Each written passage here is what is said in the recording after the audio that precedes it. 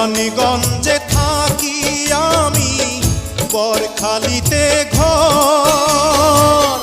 পিতার নাম আজিজ ব্যাপারী, আমার নাম ফজল রে। প্রাণ জুড়াইছে তোমায় দেখারে।